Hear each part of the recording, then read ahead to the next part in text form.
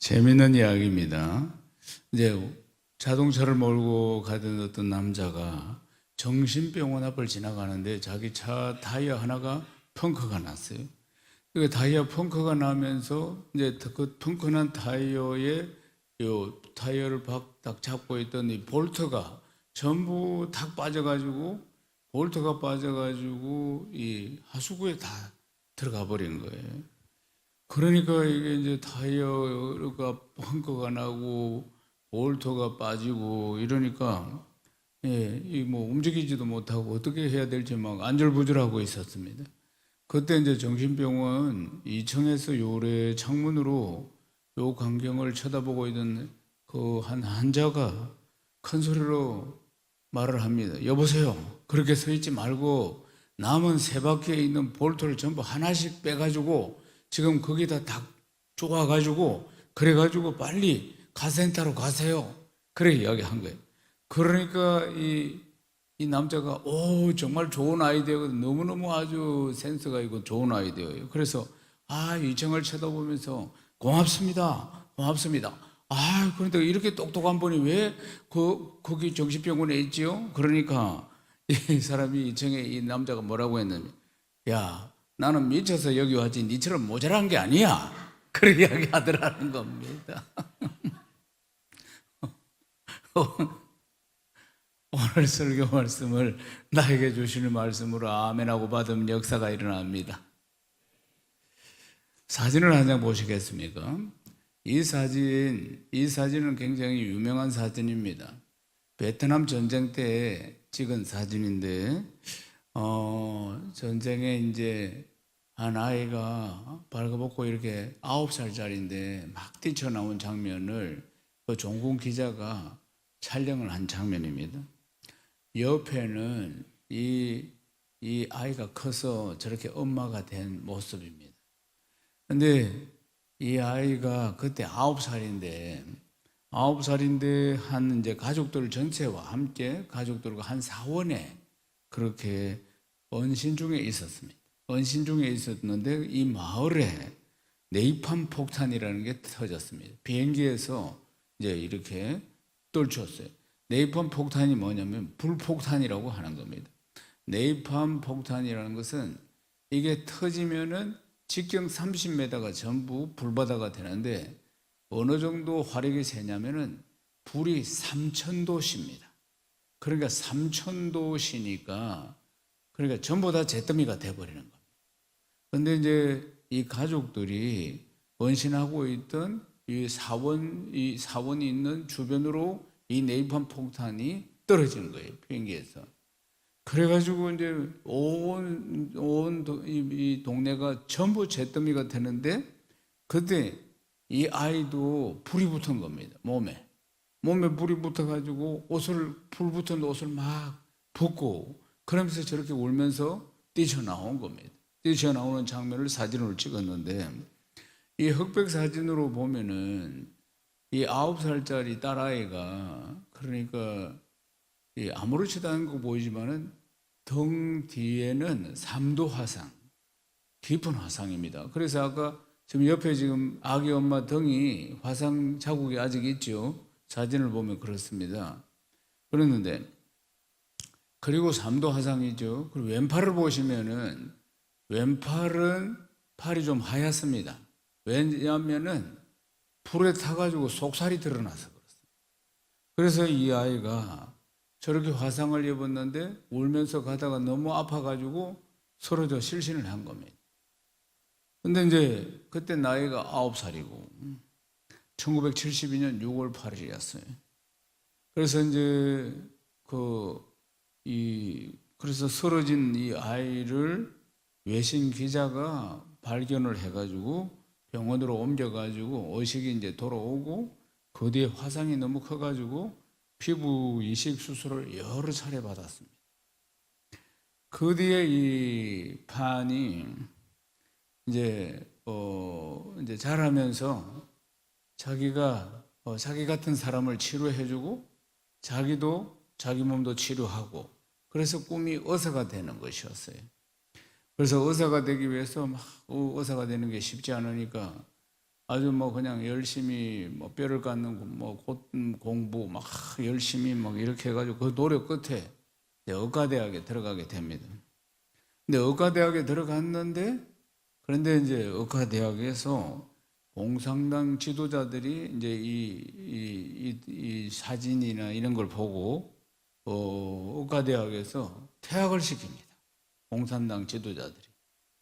그래서 얼마 뒤에 이제 또 이 사실을 베트남 수상이 알고는 또 1982년대에 김포 이 아이를 쿠바로 또 보냅니다. 그래서 쿠바에 있는 의과대학을 다니도록 조치를 합니다. 그래서 쿠바에서 유학하고 있는 동안에 베트남 출신의 유학생과 만나가지고 1992년도에 결혼을 합니다. 결혼해가지고 설아에 남자아이를 둘 둡니다. 근데 결혼 직후에 무슨 일이 있었느냐? 결혼 직후에 신혼여행을 가다가 이제 이 비행기가 급류를 하기 위해서 캐나다 공항에 멈췄습니다. 근데 캐나다 공항에 급류를 하기 위해서 비행기가 섰을 때 이 부부가 신혼여행 가던 부부가 비행기에서 내려가지고 캐나다 정부에 망명 신청을 합니다. 그 뒤에 이제 파는 1998년도에 캐나다 시민권을 얻어가지고 캐나다 사람이 됩니다. 그런데 당시 이 폭격기 조종사가 네이팜 폭탄을 떨어뜨린 그 마을에 네이팜 폭탄을 떨어뜨린 이 폭격기 조종사가 존 펄리머라는 사람인데 존 펄리면 근데 자기가 이 네이팜 폭탄을 터뜨리고 그걸 터뜨리면 하나 터뜨리면 직경 30m가 전부 잿더미가 되니까 근데 그걸 터뜨리는데 그 다음날 신문에 이 기사가 난 겁니다. 사진이 한 아이가 불에 타가지고 막 울면서 뛰쳐나오는 저 장면을 보고는 죄책감에 시달리게 됩니다. 그래가지고 24년 동안 이 사진 속에 있는 소녀 9살짜리를 찾은 겁니다. 24년 동안 이 죄책감 때문에 찾았는데 찾지를 못했어요. 그래가지고 24년 동안 그렇게 마음속에 무거운 짐을 지고 이 조종사는 살아가고 있는 겁니다. 그런데 1996년에 제향군인의 날 베트남 전쟁 기념관에서 행사가 있었는데 자기도 이제 베트남 전쟁에 참여한 파일로트 조종사니까 그 행사에 이제 참여하게 되었어요.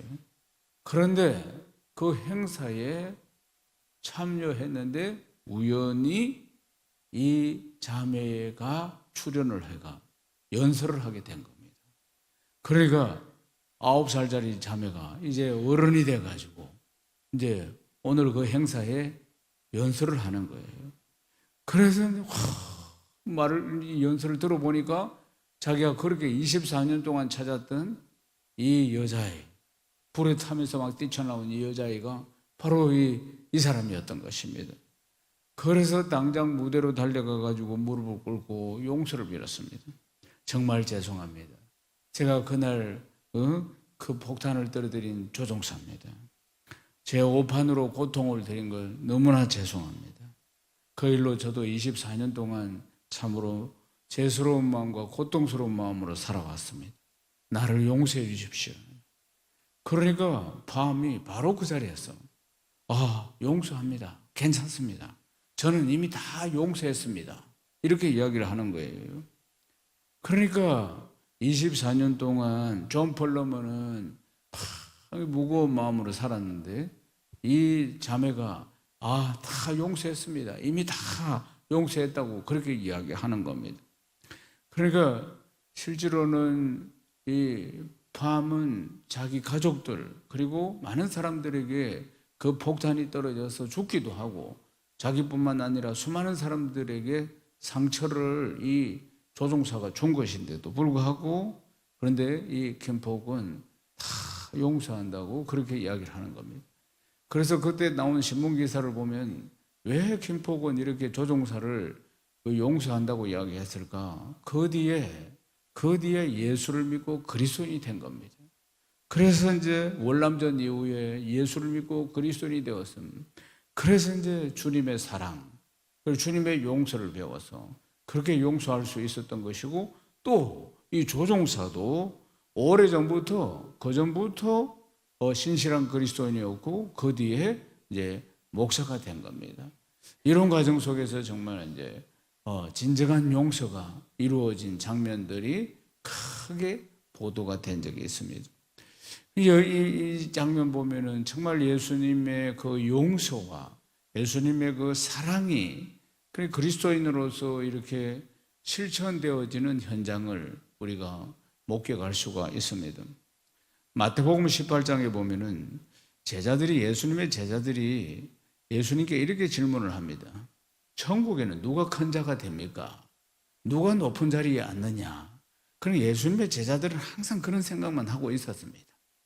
누가 천국에는 큰 자가 됩니까? 이렇게 이제 질문을 합니다.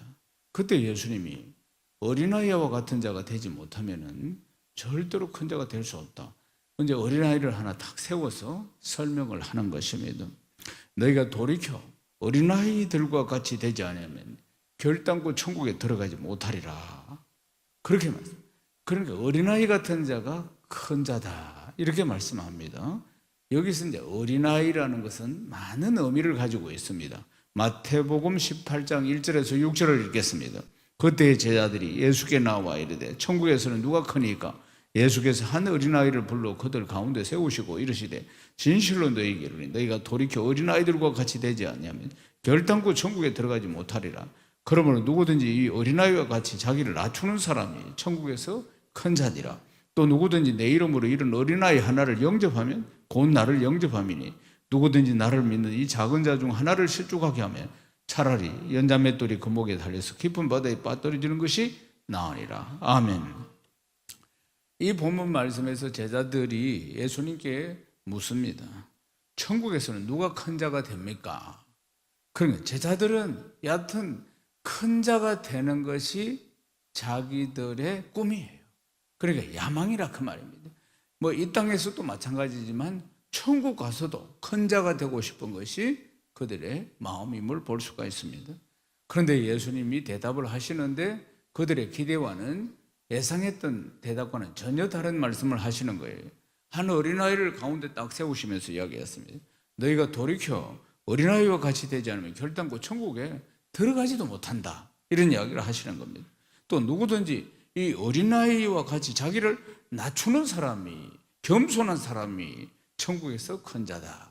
천국에서는 그러니까 내놓으라 하는 사람이 아니고 자기를 낮추는 사람, 겸손한 사람이 천국에서는 큰 자가 되는 것이다. 그렇게 말씀하십니다. 그럼 어린아이, 그 당시 유대 사회에서 어린아이라는 표현은 어떤 표현인가? 사회적 신분이 낮고 또 사람들에게 주목받지 못하는 존재가 어린아이. 실제로 어린아이는 그러니까 사회적인 신분도 낮고 그리고 주목을 받지 못하는 존재, 권력도 재산도 영향력도 없는 존재, 어린아이인 것입니다. 그러니까 예수님은 이 어린아이와 같이 자기를 낮추는 자가 천국에서는 큰 자다. 겸손한 자가 천국에서는 큰 자다. 그리고 또 어린아이라고 하면은 순진함, 어떤 순수함, 이런 의미도 다 포함이 되겠죠. 그러니까 어린아이와 같이 겸손한 자, 어린아이와 같이 순수한 자, 어린아이와 같이 순진한 자, 단순하고 순진한 사람들, 이런 사람들 세상에서 보면은 그냥 별 볼 일 없이 보이지만은 천국에서는 이런 자가 큰 자가 되는 것이다. 그렇게 말합니다. 세상의 개념과는 전혀 다른 거죠. 세상은 큰 권력을 가진 사람, 큰 힘을 가진 사람, 큰 많은 돈을 가진 사람, 많은 백을 가지고 있는 사람, 이런 사람이 큰 사람인 줄 알고 있습니다. 힘 있는 사람들이.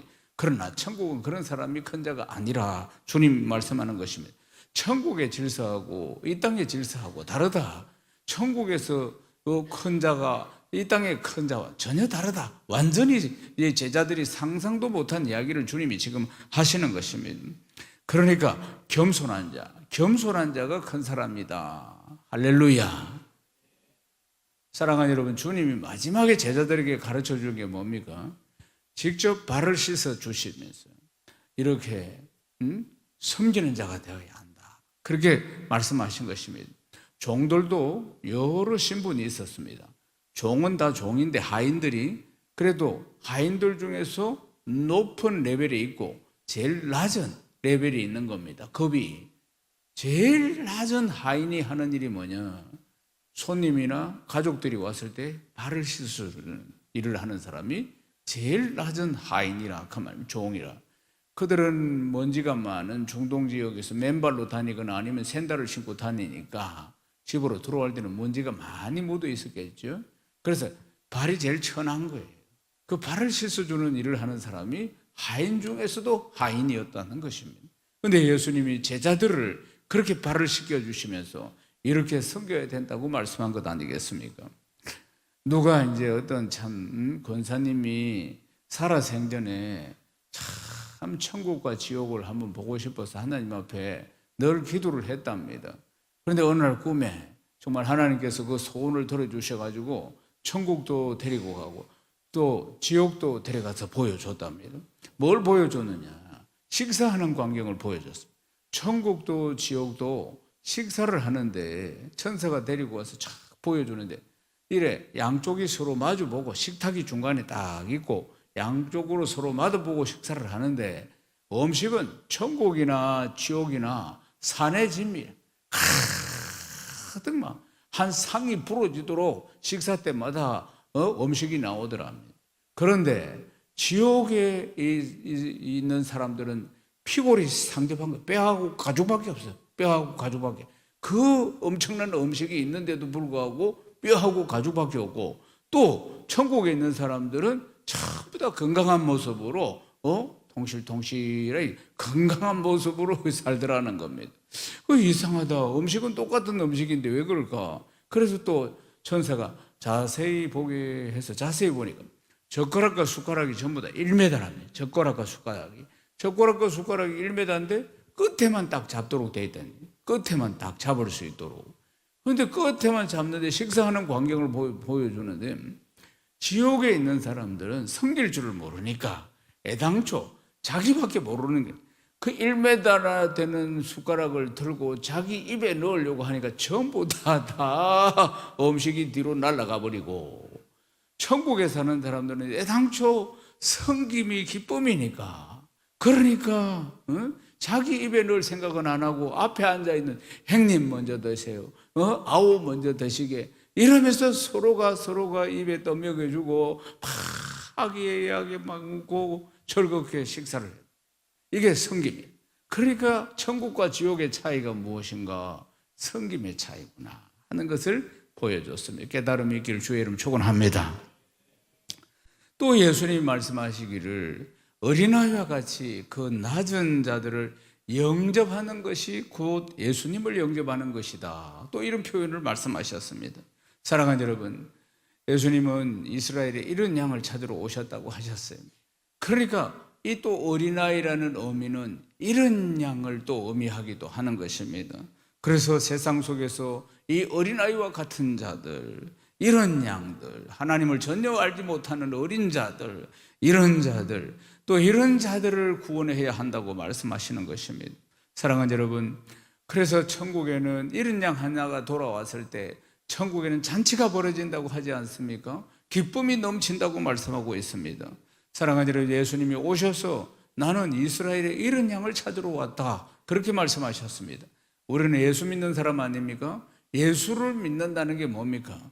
그분의 가르침을 쫓는다는 것입니다. 예수를 믿고 따른다. 그게 예수를 믿는 것입니다. 예수님이 이스라엘의 이런 양을 찾으러 오신 것처럼 은혜 받은 우리도 저 이런 양을 다 찾아야 할 줄로 믿습니다. 아멘이십니까? 나 혼자 예수 믿고 구원받아 천국 가라고 한 것이 아니고 우리를 예수 믿게 하셔서 우리 가정에 파송해서 우리 가정 식구들을 다 구원하는 선교사로 보내셨고 우리 가문을 다 예수 믿고 구원받게 하는 선교사로 우리를 보내셨고 내 직장과 내 캠퍼스, 내 이웃들을 다 구원하는 선교사로 우리를 먼저 예수 믿게 하셔서 파송한 것을 믿으시기를 주의 이름으로 축원합니다. 허드슨 데일이라는 영국의 선교사가 있습니다. 이분은 중국 선교사님이신데 이제 영국 사람입니다. 그래서 이제 1854년에 이제 살기 좋은, 그 당시에 최고로 살기 좋은 영국을 떠나서 중국에 선교사로 갑니다. 그 당시 그 시대의 중국은 아주 외국인에 대한, 특히 서양 사람들에 대한 이 타부시, 서양 사람들을 받아들이지 못하고 경계하고 때로는 죽이고 이러한 풍습이 만연한 시절이었습니다.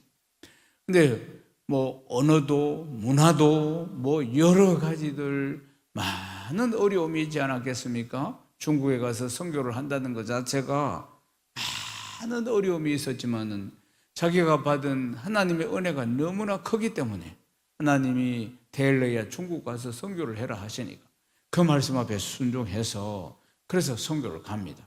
그 당시 이제 뜻있는 분들이 선교사로서 섬기면서 전 세계로 가서 선교를 할 때 서양 선교사들은 항상 서양의 문화, 서양의 뭐 패션, 자기들이 하는 그대로 가서 살면서 선교를 했습니다.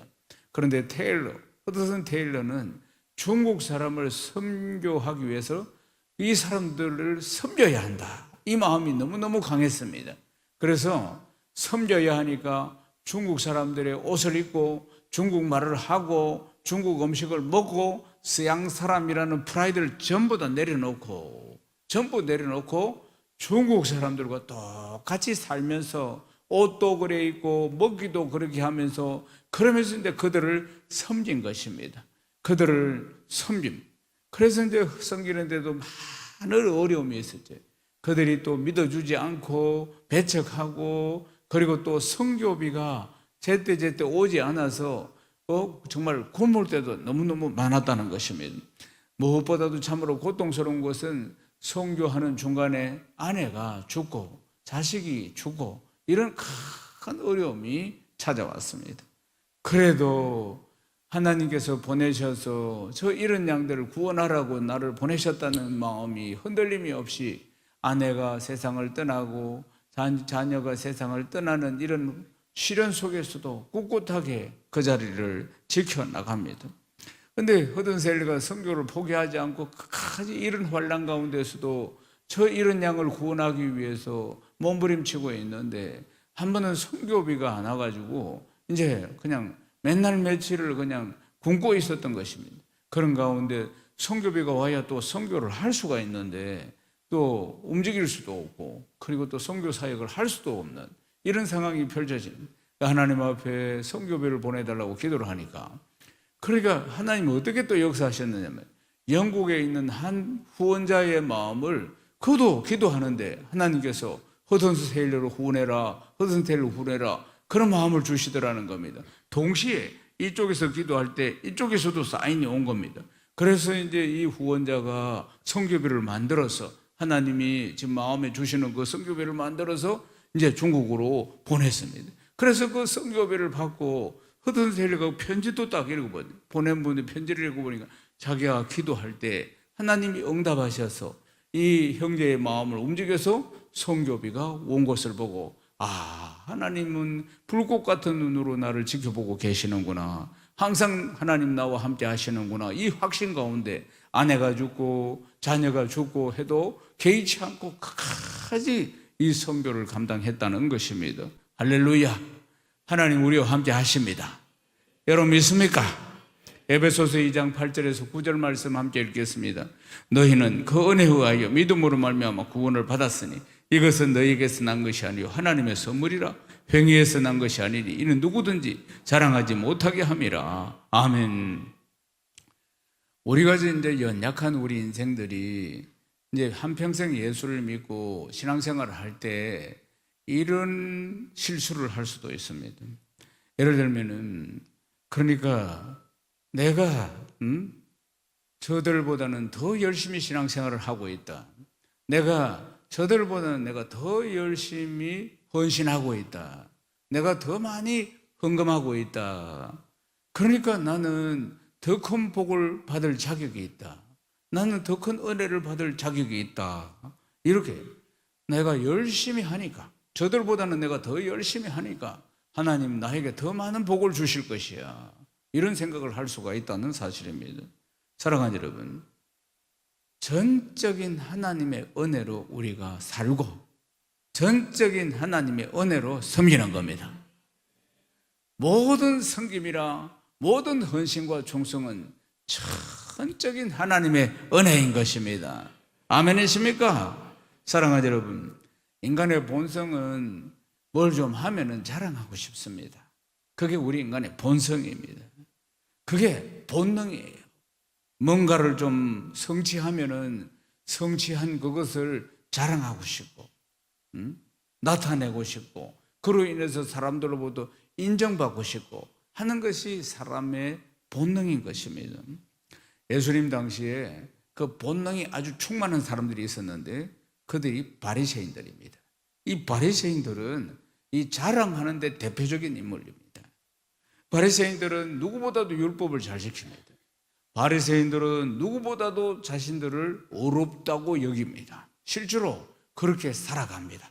율법을 잘 지키고 어렵게 살고 남들보다 더 많이 금식하고 남들보다 더 많이 기도하고 남들보다도 더 큰 헌금을 하고, 그래서 시장 어귀에 사람들이 바글바글한 곳에서 서가지고 손을 들고 화려한 옷을 입고 기도합니다.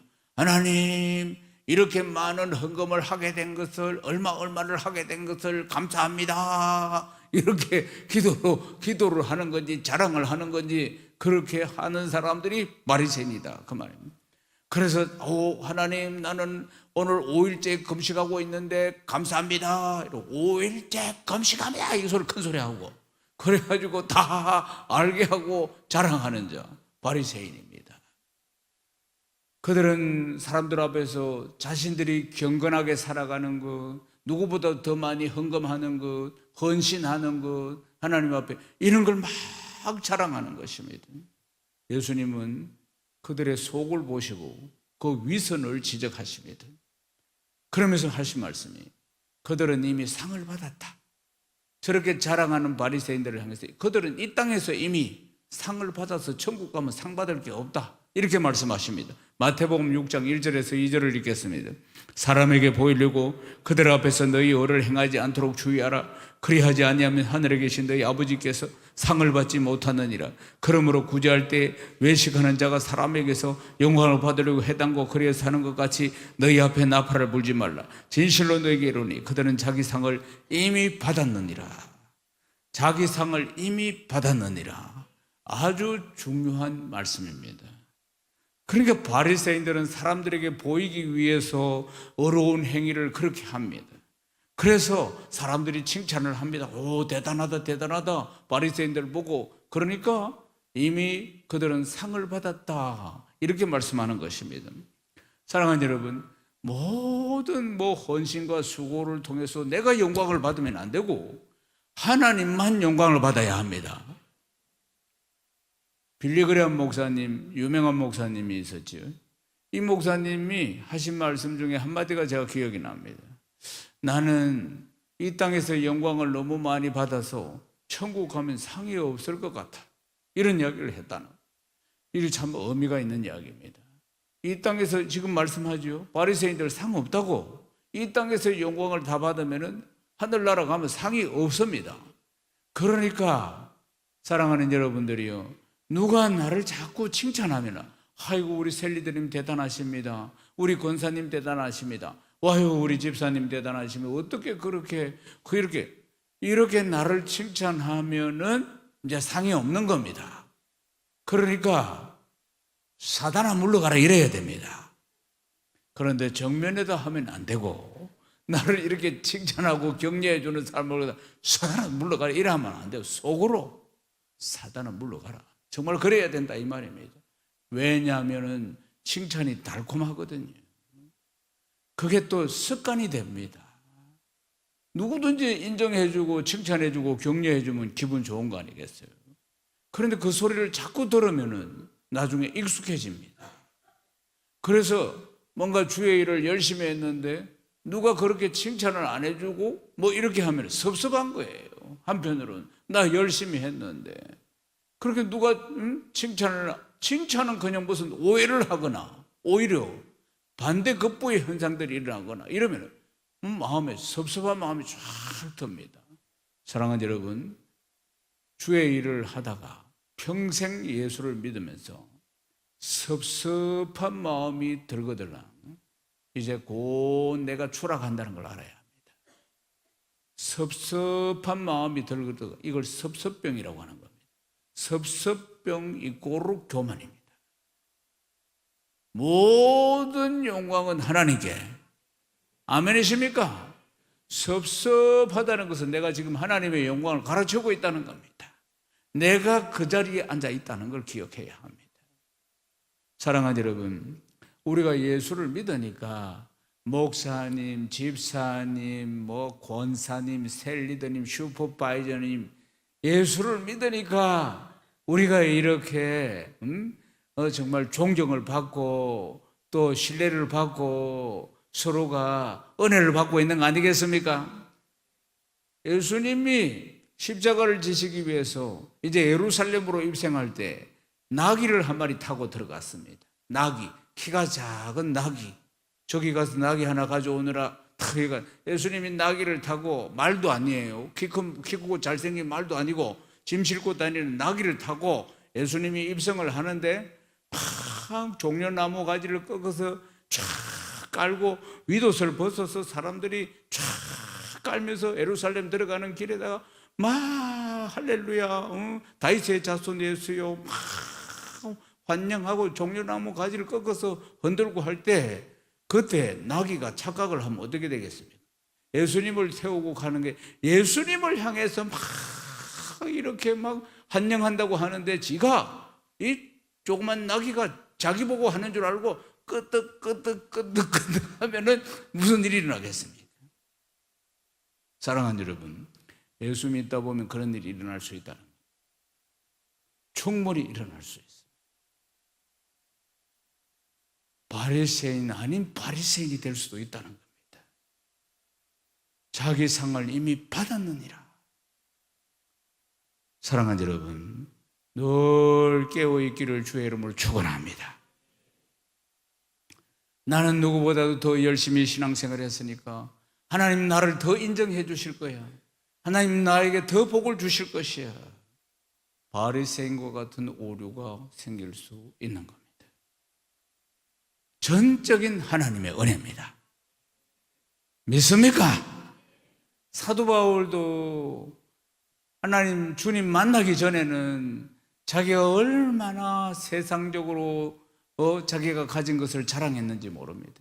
바리새, 자기 신분은 그 당시에는 계급이 있는데 신분이 상놈이 있고 양반이 있었다 이 말입니다. 그 중에 제일 높은 신분이 바리새인입니다. 상류. 그런데 바리새인 중에 바리새인이야. 그리고 또 가말리엘 문화에서 공부를 했어요. 가말리엘의 제자예요. 그러면 요즘 말하자면은 하버드대 출신이 돼요. 또 로마의 소국인데 유대가. 근데 로마의 시민권자예요. 로마 사람이라 그 말이 말하자면. 그러니까 최고의 신분, 세상 사람들이 다 부러워하는 것, 이걸 사도 바울은 가지고 있었고 이걸 자랑하면서 살았다 그 말입니다. 그런데 예수님 딱 만나고 나서 이 모든 걸 전부 다 배설물로 여겼습니다. 빌립보서 3장 7절에서 8절을 읽겠습니다. 그러나 무엇이든지 내게 유익하던 것을 내가 그리스도로 하여 다 해로 여길 뿐더러 또한 모든 것을 해로 여기면 내 주 그리스도 예수를 아는 지식이 가장 고상하기 때문이라. 내가 그를 위하여 모든 것을 잃어버리고 배설물로 여기면 그리스도를 얻고. 아멘입니까? 자신이 자랑하던 그 모든 것들, 그걸 통해서는 자신의 구원을 이룰 수가 없는 것이고 오직 예수 그리스도를 믿음과 하나님의 은혜만이 참 구원의 길임을 깨닫고 이 모든 것을 다 배설물로 여겼다는 것입니다. 할렐루야. 깨달음이 있기를 주의 이름 축원합니다. 누가복음 19장 10절 말씀 또 읽어보십시다. 인자가 온 것은 잃어버린 자를 찾아 구원하려 함이니라. 예수님이 오신 것은 잃어버린 자를 찾아 구원하려 함이라고 말씀하셨습니다. 사랑하는 여러분, 우리의 사명이 뭡니까? 우리를 왜 예수 믿게 했습니까? 이 불신 가정 속에서 왜 우리를 지명하여 부르셔서 예수 믿게 하셨습니까? 사랑하는 여러분, 단순히 내가 구원받고 나만 천국 가라고 부르셨겠습니까? 아닙니다. 우리를 다 그 가정에, 그 가문에 그리고 또 그 직장에, 그 캠퍼스에 선교사로 다 파송하셨다는 것을 기억해야 합니다. 사랑하는 여러분, 구원은 나로 인해서 끝나는 것이 아니고 내가 받은 은혜와 나의 구원이 내 가족들에게 흘러가서, 우리 가문에 흘러들어가서, 또 우리 캠퍼스에, 내가 다니는 대학에, 내가 다니는 직장에, 내 사업터에 우리가 다 선교사로 파송되어서 잃어버린 자를 다 구원해야 될 사명을 받았다는 사실을 믿으시기를 주의 이름으로 축원합니다. 인자가 온 것은 잃어버린 자를 찾아 구원하려 함이라고 말씀하지 않습니까? 에베소서 2장 10절 말씀을 읽겠습니다. 우리는 그가 만드신 바라 그리스도 예수 안에서 선한 일을 위하여 지으심을 받은 자니 이 일은 하나님이 전에 예비하사 우리로 그 가운데서 행하게 하려 하심이라. 아멘. 사랑하는 여러분, 사도 바울이 깨달은 것처럼 우리도 자랑할 것이 없습니다. 우리가 자랑할 것은 오직 주 예수 그리스도 한 분밖에 없습니다. 사랑하는 여러분, 우리는 모든 것들이 다 은혜 아닙니까? 오늘 이 자리에 온 것도 은혜입니다. 은혜로 살아가고 있는 것입니다. 사랑하는 여러분, 누구든지 이 어린아이와 같이 자기를 낮추는 그이가 천국의 큰 자니라. 은혜를 깨닫는 자, 처음부터 끝까지 모든 것이 은혜임을 확실히 깨닫는 자, 그 자가 겸손한 자인 줄로 믿습니다. 사랑하는 여러분, 은혜를 깨닫는 자는 그 은혜를 흘려보내야 하는 것입니다. 행복나눔 축제, 이런 영혼들을 다 찾고 주의 전으로 데려오는 날 아니겠습니까? 사랑하는 여러분, 은혜의 자리, 복된 자리로 인자가 온 것은 잃어버린 자를 찾아 구원하려 함이라. 이 말씀을 우리의 심령에 새기시고, 사랑하는 여러분, 잃어버린 자를 다 구원해내는 복된 역사들이 여러분들의 삶을 통해서 일어나기를 주의 이름으로 축원합니다. 로마서 5장 17절 말씀 또 읽어보십시다. 한 사람의 범죄로 말미암아 사망이 그 한 사람을 통하여 왕노로 하였은즉 더욱 은혜와 의의 선물을 넘치게 받는 자들은 한 분 예수 그리스도를 통하여 생명 안에서 왕노로 하리로다. 할렐루야. 사랑하는 여러분, 생명 안에서 왕노릇 하는 자들이다. 예수 그리스도를 통해서 그 은혜와 그 능력으로 말입니다. 사랑하는 여러분, 우리가 왕노릇 하는 자인 줄로 믿습니다. 주 예수 그리스도의 자녀로서, 주 예수 이름의 건세와 능력으로서, 사랑하는 여러분, 한 분 예수 그리스도를 통하여 생명 안에서 왕노릇 하는 자가 바로 우리라는 사실을 기억해야 합니다. 사랑하는 여러분, 받은 은혜 얼마나 큰지 헤아려 보시고 받은 은혜를 흘려보내는 통로가 되어야 할 줄로 믿습니다. 그 은혜를 받은 자로서 그 구원의 은혜를 알지 못하는 이들에게 우리가 복음을 전해야 하는 것입니다. 그들을 하나님의 은혜의 자리로, 우리가 받고 있는 이 은혜의 자리로, 청량할 수 없는 은혜의 자리로 이들을 다 초대해야 한다는 것입니다. 사랑하는 여러분, 다가오는 행복나눔 축제, 그 은혜의 자리입니다. 이런 양들을 다 초대하는 소중한 기회 아니겠습니까? 사랑하는 여러분, 여러분들을 통해서 큰 구원의 역사가 일어날 줄로 믿습니다. 이 은혜는 우리가 나누고 전해야 할 가장 소중한 선물인 것입니다. 우리 주변에 이런 양들 다 기억하시고 그들에게 이 은혜의 자리로 초청하시고 이 은혜를 흘려보내서 큰 구원의 역사가 우리의 삶과 우리의 사역을 통해서 일어나기를 주님의 이름으로 축원합니다. 축원합니다. 하나님께 영광입니다.